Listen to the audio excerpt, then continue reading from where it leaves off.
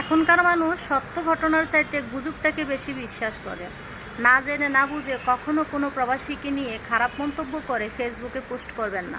আপনার একটা পোস্টের কারণে একটা প্রবাসীর সংসার ভেঙেও যেতে পারে, কারণ এখনকার মানুষ মিথ্যাটাকেই বিশ্বাস করে। আমি সপ্তাহখানিক আগে ফেসবুকে একটা পোস্ট দেখলাম যে একজন আপু বলেছে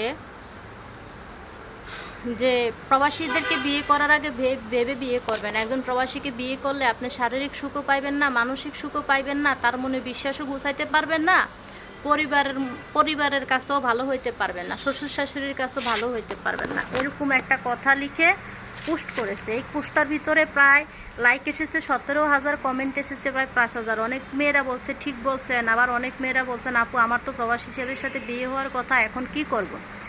এই যে একটা বাজে মন্তব্য করে পোস্ট দিলেন, আসলে কিন্তু প্রবাসীরা এরকম না। প্রবাসীরা কিন্তু অনেক ভালো, এবং কি তাদের কালচার, তাদের ফ্যামিলি, তাদের ব্যাকগ্রাউন্ড খুবই ভালো। কিছু কিছু মেয়েরা বলে যে প্রবাসীদেরকে বিয়ে করলে শারীরিক সুখ পাওয়া যায় না। আসলে একটা নারী যদি অতিরিক্ত শারীরিক সুখের আশা করে, তাহলে আমার মনে হয় তার অন্য সাইডে চলে যাওয়া ভালো। অন্য সাইড কোনটা সেটা নিশ্চয়ই আপনারা বুঝতে পারছেন।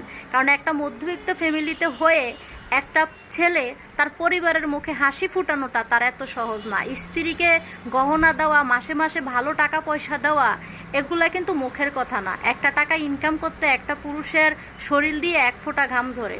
আর বাস্তব জীবন যে কতটা কঠিন, একটা প্রবাসীর চাইতে ভালো কেউ জানে না।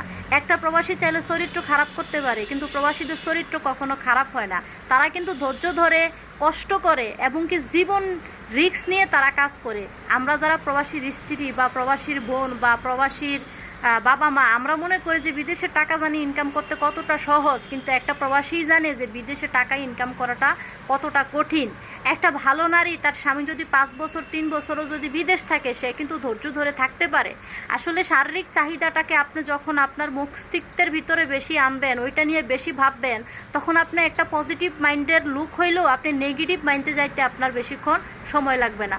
মানুষের চিন্তাধারা, মানুষের মন মানসিকতাকে মানুষ যেমনভাবে তৈরি করে, ঠিক তেমনভাবে তৈরি হয়। জীবনে এমন কোনো ভুল করবেন না যে ভুলের কারণে আপনার প্রতিনিয়ত পস্তাইতে হবে, এবং কি আপনার অপমানিত নিজের কাছে নিজে হইতে হবে। আপনি যদি মনে করেন যে আপনার স্বামী বিদেশ, আপনার শারীরিক চাহিদাটাই বেশি, আপনি একটা ছেলের সাথে সম্পর্ক করলেন, একটা ছেলের সাথে রিলেশন করলেন, টাকা পয়সা নিয়ে তার সাথে চলে গেলেন, কিন্তু মনে রাখবেন আপনি কখনোই সুখী হতে পারবেন না।